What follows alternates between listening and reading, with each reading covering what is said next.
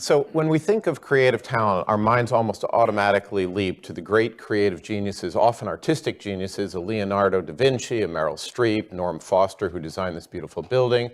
And for the younger set, the fourth one is Lady Gaga. And when we think of applying that level of genius in the business world, we think of creating these extraordinary products and services. And this is where huge amounts of attention in the corporate life gets devoted. And we call it innovation with a big I, really to enforce the importance in those institutions of this kind of innovation. The problem is, and we're not against geniuses, and I love my iPad, but this kind of innovation distracts significantly, we believe, from a much more important source of innovation that we call small I innovation. So Clasco tomato sauce, very, very popular, very, very profitable product made by the H.J. Heinz Company. You can't see the innovation in here, but this used to be made with big chunks of tomatoes and made a ton of money for the company. But a factory worker at one point noticed that the big chunks clogged up the machines, created downtime, cost about $250,000 a year, which out of the size of this profit base is chump change. But Heinz took that seriously. They worked on it, made some discoveries, and determined that if they used smooth sauce, not only would they save $250,000, customers preferred it. If you Google this now, you'll see it sold with the tagline, "Smooth, Mom." Now, you may think that every company does this kind of innovation all the time, so it's not all that interesting. And at one level, you're right. But here's the interesting part. This was just one of 1,000 ideas that Heinz developed in a 100-day period, and we also believe in 100 days, in a 100-day period.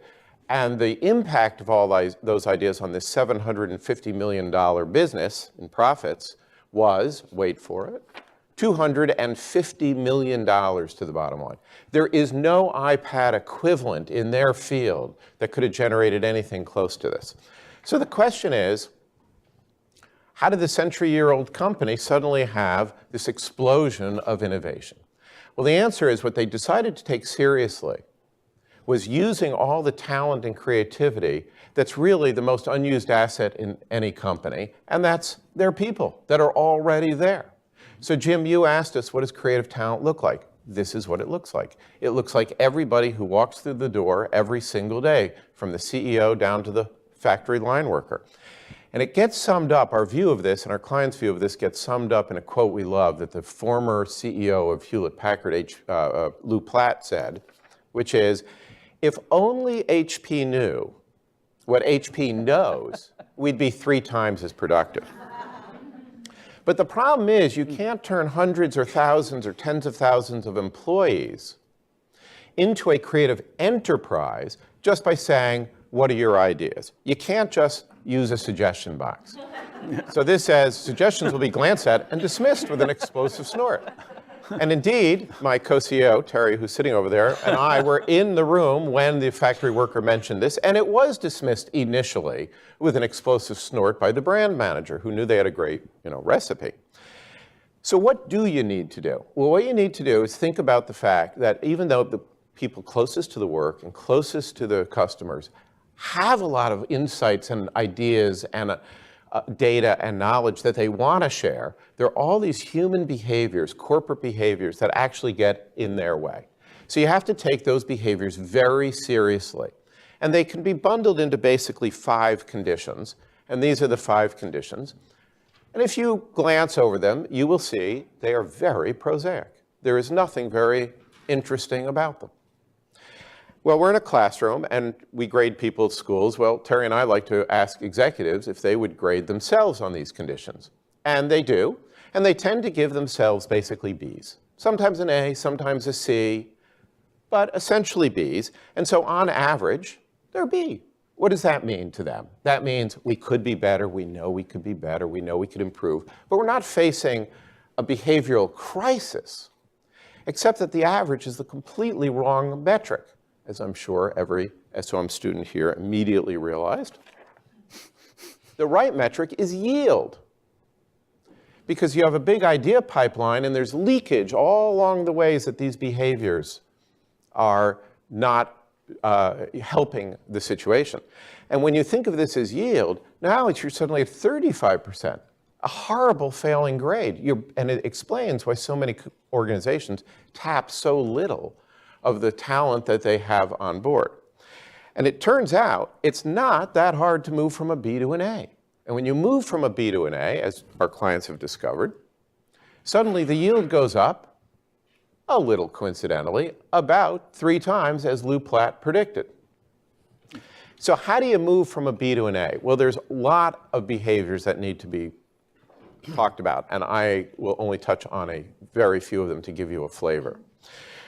But the first one, and I love this story. I got this from my father. And in fact, I think my parents may be watching this on the internet, which is sort of cool. Hi, Mom. Hi, Dad. Funding Yale worked out. So there was a factory in Hawthorne, Illinois in the 1920s and 30s that made little relays. And these relays had, you see rows and rows of women wrapping wires around spindles, very painstaking work. So they sent out a time and study scientist, early kind of productivity consultants. And they had lots of hypotheses, but one obvious one was it was dark in the factory. So the guy said, well, let's try increasing the lighting and see if that doesn't increase productivity. And they increased the lighting and productivity went up. But being a good little scientist, he said, now I'm going to lower the lighting from what it had been. Productivity will go down. I'll get a nice, tight R-squared fit. So he lowers the lighting and productivity goes up. So why is that? Well, because it turns out that the light bulbs in the ceiling were not nearly as important as the managerial spotlight of being watched. For the first time, these women were being watched every activity, every day, being counted every which way. So one of the things that Heinz did was to use the extraordinary power of the CEO and the executive team to shine a very bright light on all of these teams. And that, you can imagine, changed that motivation condition quite significantly. Now let me take another one, having also to do with motivation. We once heard a guy say to us, I don't work better under pressure. He said, no, I only work under pressure. Deadlines are critical. And just think about how you behave 2 days before you go on vacation. You are undoubtedly the most productive person in your organization during those 2 days. So one of the things you can do is the clever use of very short deadlines to focus people while they're still carrying on their normal business to focus on these small innovations. Now, let's talk about the vexing issue of cross-collaboration.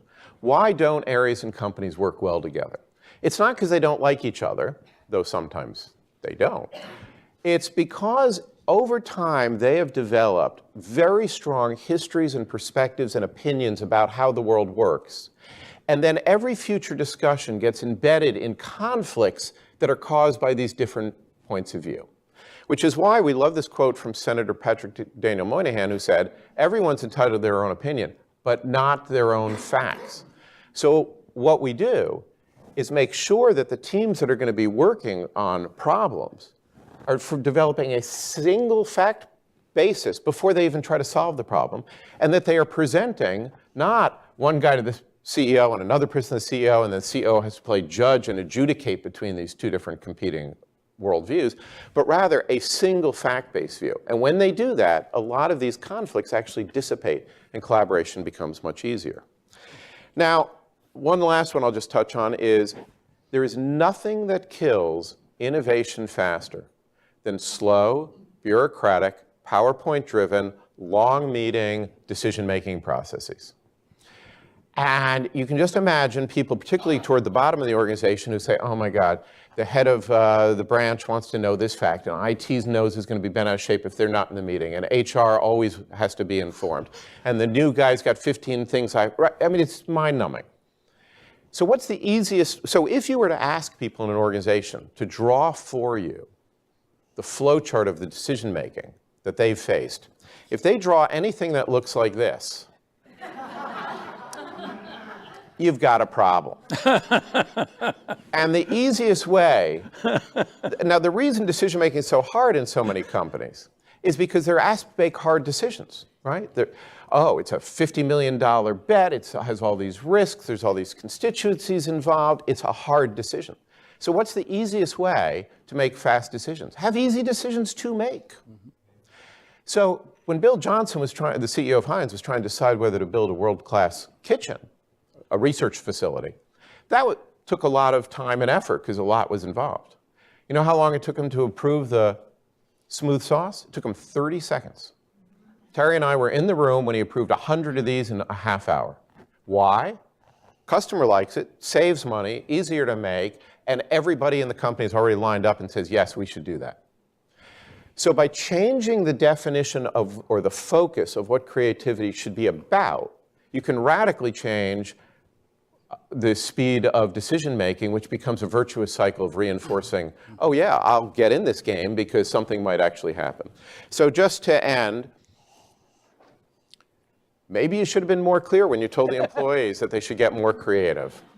So with that, just to sum up, we believe that the most unused asset in every organization are the talent and people that are already there, and that if we change the nature of what we ask them to create about, you can drive these huge numbers of ideas that cumulatively will have a greater effect on the entity than anything else they could be doing. And I won't talk about it now because I'm over time, but during the Q&A we might be able to talk about, well, so how does that work in a knowledge worker setting such as a university? Thank you. Okay, great.